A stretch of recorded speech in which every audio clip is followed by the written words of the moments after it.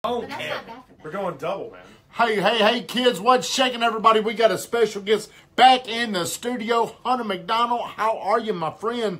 Thank you. Chris Clark. Ooh, we have our legal assistant on, Tommy Davidson. Belinda Ander, what's shaking, girl? Number one, mortgage girl in Rutherford County. Hey, I'm not ready yet. Well, Weatherman, you're going to pose a lot of questions. Phil, I think you called me the other day. I apologize. I go to bed about, what time do I go to bed? Early. When it's daylight. If everybody would please like, comment, and share this stream out. I got my good friend Jim McCarthy in studios. He's in here with us, and I feel like Jimmy is an expert when it comes to teaching people. I try. Well, I consider you a foremost authority whenever, what does 800 mean, Bill Glass? That's making me nervous. That's my credit. Is that what that That's is? how much money he needs. Hey, I got a feeling, Bill Glass. What do you need from me, Bill Glass? Well, anyway, $800 more. Jim is in here, and I have learned a lot about social media over the last 3 years. What time do you go to bed? Okay. Over the last 3 years, but I still feel like there's so much that I need to learn. So much that I need to understand. So I brought an expert in here that's going to teach us, tell us, we need to tell you, you need to follow this guy. He does a lot of podcasts. He does a lot of cool stuff. But I think he is very good at teaching you, me, whoever, how to connect more with the audience. Do I look fat on your camera? Not at all. Got to get these chins up. I've got, I will say that since the last time I've been on, you're wondering how to get more viewers, and you've been averaging up. You've been getting like close to that 19 and 20 mark, which is good. So, David Ross, how you doing, my friend? So, what do you believe is some of the core beliefs? If you're teaching me, Kathleen, the weatherman, what is it? What are some ingredients that we need to possess? What's the gentleman's name? Jim McCarthy, right here beside me. I should have put that up there. I apologize. Should have put that up there. But what are some of the main ingredients you need to be able to teach people, or they need to have this instilled in them if they want to build a bigger, more, a deeper social media following? I think first and foremost is understanding that it's not about you. It's less about you than it is about them. It's always about them. You know, me-centric, is that what you call that? Be them-centric. Be them-centric. Hashtag them-centric. them. So how do you codify that? Hey, Brittany Renee, Jim, congratulations. Hey, congratulations. Want to know the big day? I think we're in 2020, 21 now. Maybe 22. What's the rush? Yeah. Can you codify what them-centric means? It means that whenever you post, make sure that it's something that would make you stop and read it. You know, are you posting for the sake of posting, or are you posting for? Are you giving value to something? You know, I hear a lot of that value, and you see a lot of realtors. I'm sure you're following a lot of realtors, and they post houses, or they're always. Vaynerchuk calls this "you're always hooking." Jabs. So break the difference between jabbing and how that should look if you're jabbing or if you're hooking. I think if you're jabbing, you're providing value. He quantifies it as give, then ask. That's the right hook. Mm-hmm. It's not sell. It's not try. You know, it's ask. You know, his whole thing is that he just gives information and has for years. He's had several best-selling books over time, and then eventually, when those books do come out, he says, "Hey guys, I've got a book coming out. Buy 10, 15, 20 copies of the book and help me get onto the Amazon bestseller list, the New York Times bestseller list." And that's his ask. Mm-hmm. You know, his is a legacy think. Mm-hmm. You know, he's not transactional. He's there's two different types of advertising and marketing, typically, transactional and relational, okay? Whenever you build trust on something, telling the story, shotgun blasting it out, it's a relational play. If you're constantly right hooking and asking for sales and come on and buy this and that, you know, that's transactional. I've got a great one, Calcutta Kyle. Provide a story along with a picture of the house, something that will connect with the audience. Storytelling always happens. We try to do that. We try to we try to position them emotionally with that house. No. Giving facts about the house, they can get that anywhere. But there's things that you got to go do. It's relational, like what you're saying. Now, how long do you believe it takes to build an effective, deeper level tribe of followers if you're doing it the right way?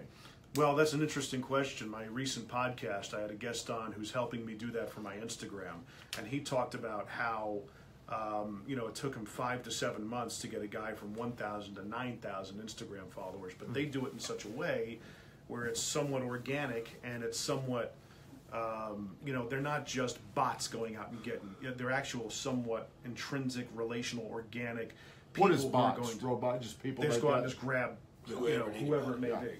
Yeah. And basically you're going to get a lot of people who jump on board who happen to may be interested in what you're doing. So it's a little bit more of an organic, natural audience.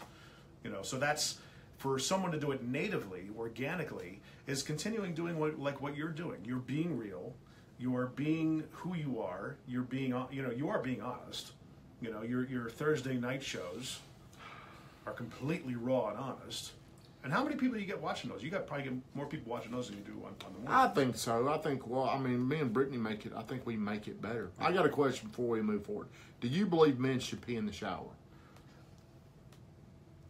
Should they? Yeah. Hey, no, I don't know. Can they get away with it? We'll do that. It ain't. Can they do it? Can they get away with it?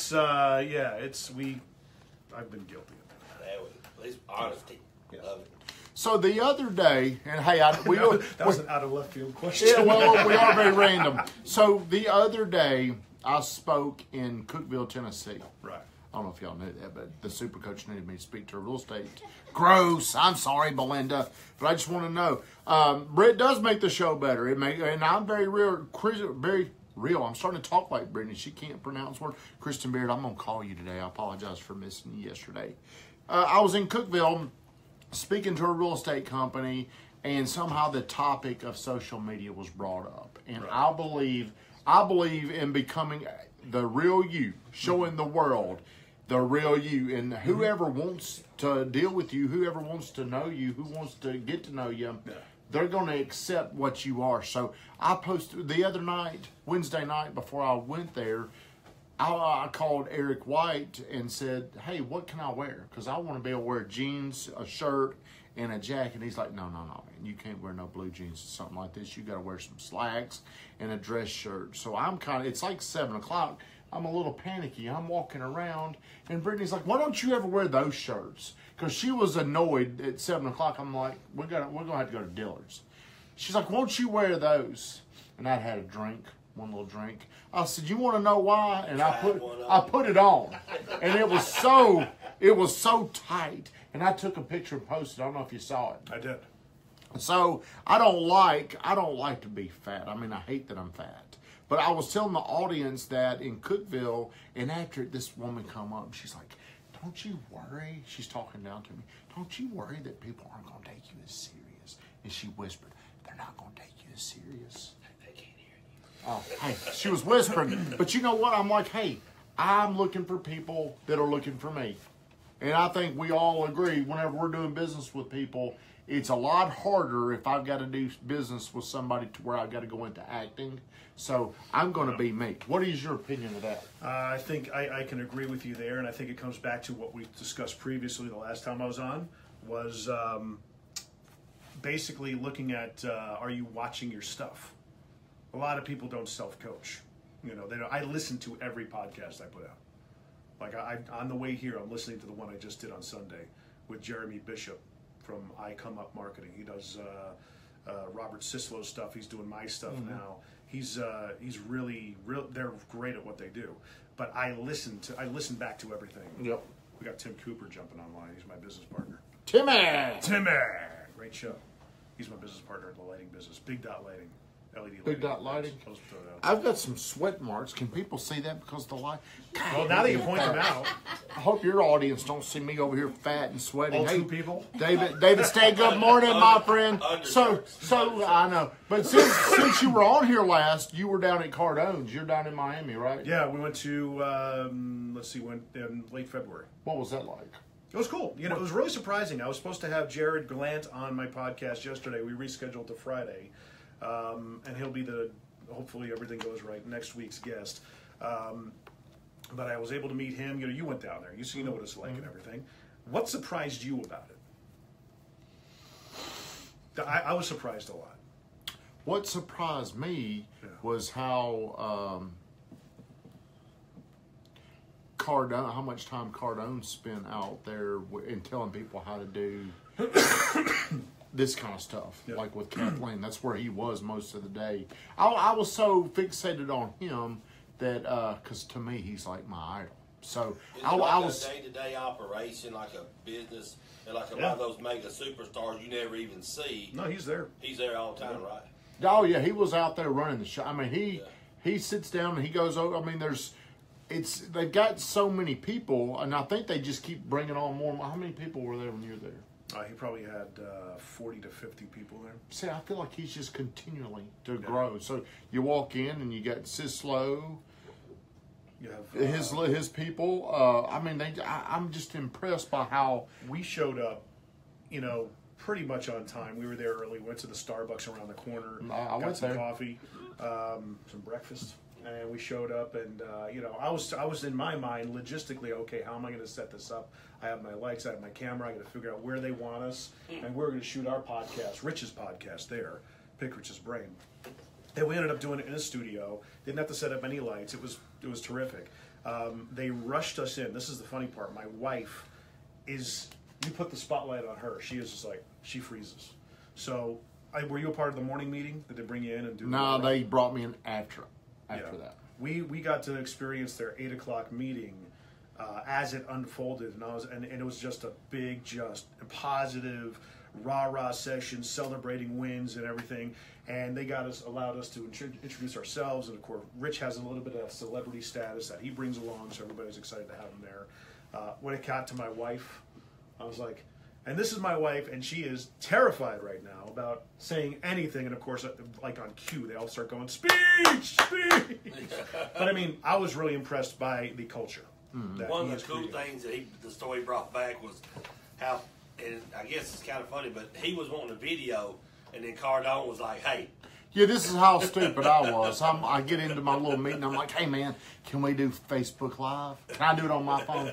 He's like, hey, why don't you want it on mine? Dummy. Call me stupid. Why don't you want to get on my platform? Come on, man. Hey, Will Webb, what's up? David Stegg, thank you for getting on here. So what would you tell people? See, I've been doing this, I think, for about 3 years. And I'm surprised at how hard it is to build a following. Yeah. I'm very surprised at why don't I have 1,100 people on here right now. What should we even be focusing on? I mean, are we focusing on the wrong thing when we're focusing on how many people like this, how many people watch this, how many views I get, how many comments? Engagement, I think we should be concerned with. And answering and addressing a value proposition or value question that people are wondering about. I had a really online sandpaper conversation with Hank Norman. I reached out to him on Facebook, and he I was trying to invite him on my podcast, and all of a sudden he starts listening to my stuff and starts ripping me to shreds over Facebook Messenger. And I'm like, dude, let's do this live. Lay me bare, rip me to shreds. And he goes. He's like, I don't think that would be fair to you. I said, I'm not looking for fairness. Try me. I get what you're saying. And his whole thing is like, address a problem. How are you going to solve my problem? And, the more you do that, the thing is how many problems can you come up with? Dave Ramsey has one problem that he solves every single day that he can talk about in 6 minutes or less. It's just... Well, how do we talk about real estate and build an audience? I think people just need to be aware that you're a real estate agent. I think realtors concentrate too much on the micro. What does that mean to in terms of here's my next house I got to sell. Telling the story about the house, that's cool and everything. I think realtors need to do more about being the mayor of their town. Go interview local business owners. Yes, Cousin Charlie has done that. Will Webb, do you have any questions for us? David Stagg, do you have any questions for us? Who else is on here? Do I know what I'm doing? Caleb Roth, you got any questions? But you're putting this out as an audio podcast, and I subscribed. How many different iTunes podcasts do you have? I don't know. We have one account, but all different channels. I don't. We need to ask people to subscribe more often. We haven't done that. Do you recommend having different accounts? Well, the funny you mentioned that. Speaking of Cardone, he's consolidated all his shows into one account. It's all under the Cardone zone now. And when he first broached that, I was like, I don't know. I think that your topic-specific shows seem to make sense. You've trained your audience that on Monday your real estate show comes out, Tuesday is Power Players, Wednesday is Young Hustlers, or the G&E show, and then Thursday is the Young Hustlers, and the Cardone Zone is where he just kind of does his thing on Friday. He's put everything underneath one. It's kind of a brilliant play because then all of a sudden it's concentrated. People just know to go there and subscribe there and comment and rate and things of that nature. I was really kind of wondering about that. You know, I mean, you also got to remember that when you are, you know, you're worried about viewers, the time that you broadcast, people are going to work, they're getting into work. Yeah. You know? And that's a big part of it too. In radio, we call them quarter-hour measurements. You know, typically listeners would listen from 8 to 8:15, 8:15 to 8:30, and that was how your ratings were based. You know, Caleb Brawl, are you looking for less obscurity with people needing a realtor or other realtors? Of course. Yeah, I don't know. What is he? So, you know, you want to be less obscure. You want to be one of the first names. When people think of Murfreesboro Realtor, you want to be one of the first people that pop into their head. That's market segment relations. You know, that's people identifying. If they say the category, if you own the top one or two spots. If I say soda, what comes to mind? Coke. Right. You know. Someone says Murfreesboro Realtor, you want to be one of those people that come up. Randy Allen, keep doing what you're doing. Consistency pays off. Thank you. Does. Thank you. Hey, Richard, thank you again for the donation, by the way. And watch your stuff. Learn from what you're doing. Always watch and listen I to your don't stuff. do that enough. Surprisingly, as much as I love to watch myself, but like you were saying a minute ago, these little morning scrums that we do, it is kind of like my little self-coach. It helps me with my relationships. It helps me do anything. Mr. Taylor, how are you doing? Let's put a big plug up for Bushido School of Karate. Okay, so you're not... No, my show is not geared toward other realtors at this time, Caleb. At this time, I just want to become a more well-known person. Yeah. Me and the Weatherman and Jim and Cousin Charlie and Kathleen, my goal is for 140,000 people in this town to know me. What about outside of town? You just want well, see, that's probably where I'm thinking wrong. Yeah. Because in my little segmented brain, I'm thinking, well, the only people that can help me are Murfreesboro, which is wrong. I need to be thinking at a much higher level. But I always preach start in your own backyard. Yeah. You got to dominate the backyard before you can. Yeah. Or just make such noise and dominate that market where it just bleeds over into other markets. Now, how often do you think people should be sharing content? Cardone addressed this when we interviewed him. He says, he said 18 times a day.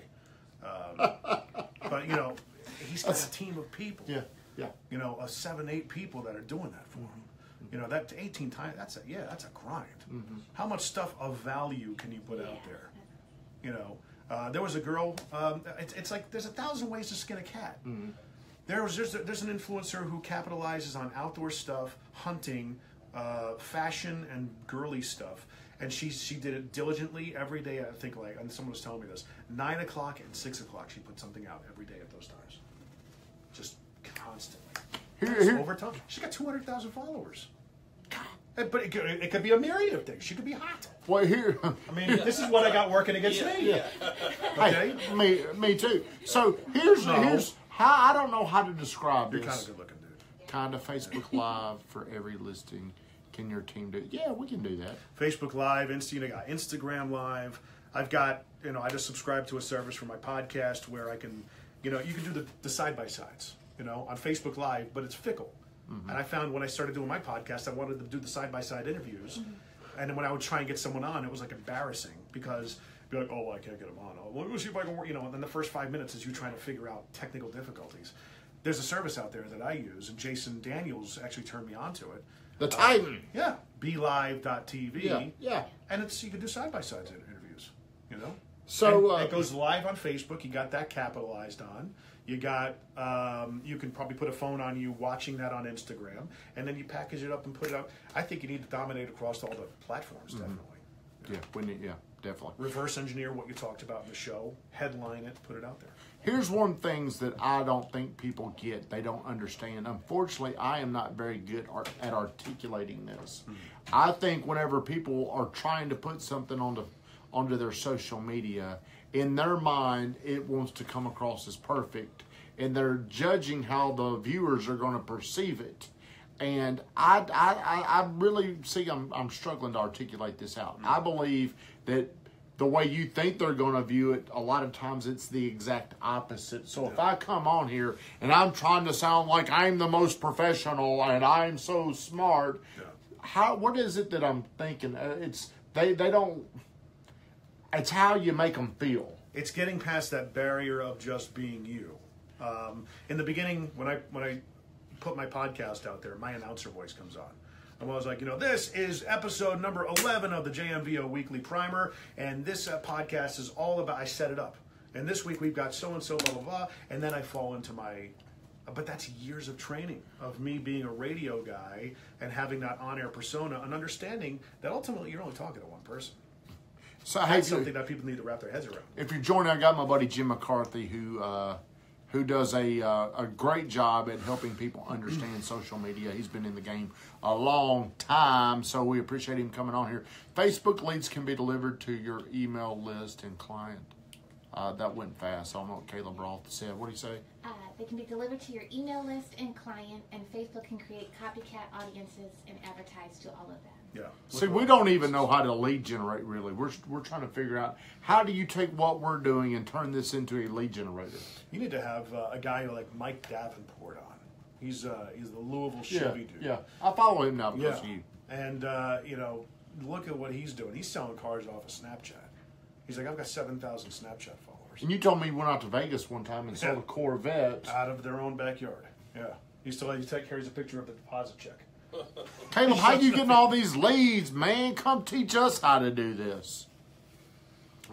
We don't really know. Do you have to pay for them? We don't know. Our leads, we have focused on building a brand, but we don't really exactly know how to monetize the Facebook lead generator. And I think, one of the things I'm marinating my head in now is, for my house.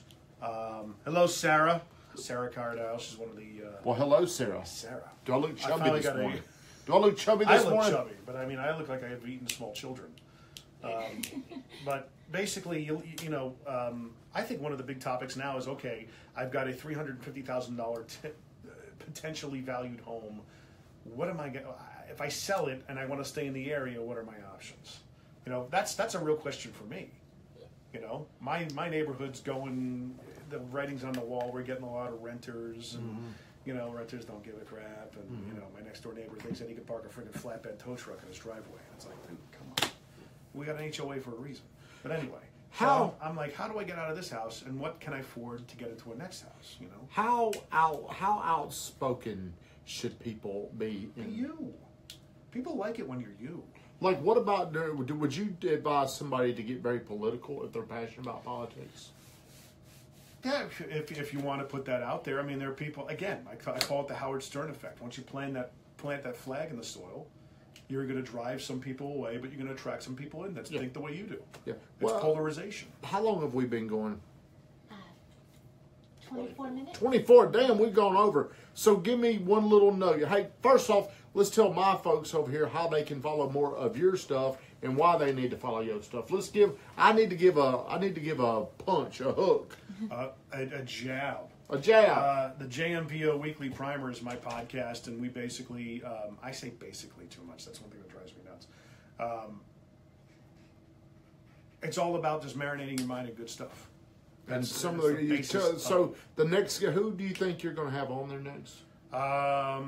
Jared Glenn. So you're pretty sure you'll have him on there? Yeah, he is like probably the third in charge at Cardone. I think he's a close second behind Sherry. Yeah, Sherry's pretty much runs the place. But Cardone was very surprising when you actually see him working in his office. It's his day job. Yeah, it really is. Yeah. I was surprised by how much he knew about everything. Call me and we will get you moved. He is the interesting thing about him. I only had this persona built up in my mind knowing what he put out. And he's got this bombastic personality, very confident, very, he doesn't care. He puts stuff out there.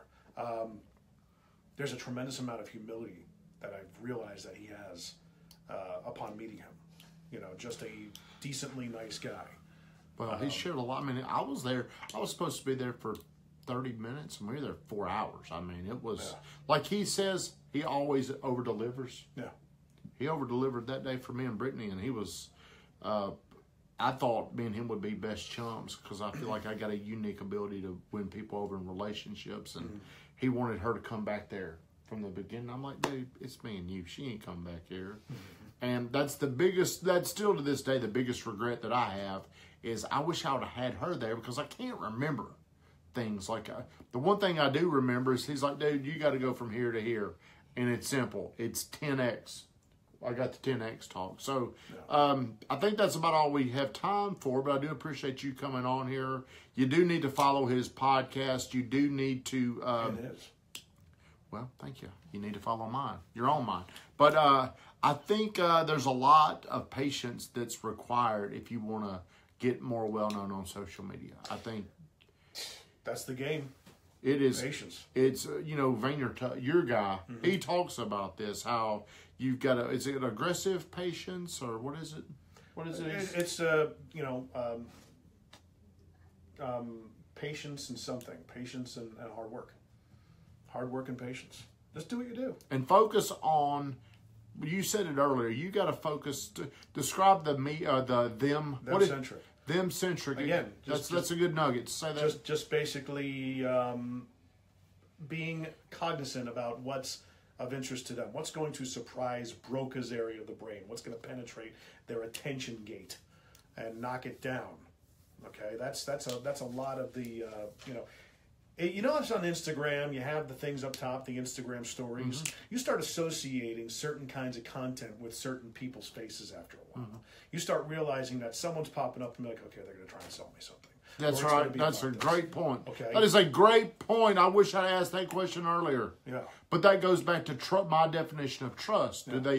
Do I feel like I'm going to watch this and I'm going to get anything entertaining? If I'm going to get anything out of that? If you're somebody that you're only... One night, me and my buddy Scott and Brittany were out to dinner, and this girl said, I'm captivated by your morning show. Yeah. Then she said, but what do you do for a living? That bothered me. So, but you're right. So if you're watching me, Jim, do you feel like I need to do anything different? If you're critiquing me, I'm like you. I don't want you to make me feel good. I want you to hit me with the truth. What do I need to be doing more of? Listening to your stuff, watching your stuff, learning from it, taking notes, seeing if there are any verbal crutches, seeing if there are any ways you can go about things better, framing conversations, and finding value in videos. It's tough to do a show about real estate. Everybody does. I think there are a lot of shows out there, that people try to do. And you can become known to do that, but maybe it's, aligning the Good Time Tommy brand into the realtor category. See, that is something that we're still working on. It's a practice that we're doing where every single day we're trying to figure out ways to tie Good Time Tommy into real estate. Because I'm more than a real estate agent. I want to be. Is that a bad thing? No, I think that again, I've always told you that you have the DNA and the leanings of a host, of a entertainer, of a morning show host, like a radio morning show. Imagine if me and you went to the big time. We had to move up to New York, Kathleen. Well, hey, I think that's all we got time for today. We've been going a long time. We got to get started, but Real Estate 101 today. Real Estate 101 today. We are going to be discussing something that I've seen a trend. Sellers accepting an offer and the buyers are coming back and renegotiating, disguised as home inspections and appraisals. So you need to John Burleson, my man, I need to get you in here one day and talk. He's the guy that did my ring. I'm sorry, Brittany Renee's ring. John Burleson, Jim Wright. We need to put a big sign up in here. Everybody have a great day. Thank you so much for tuning in to me and my buddy Jim. See ya. Care.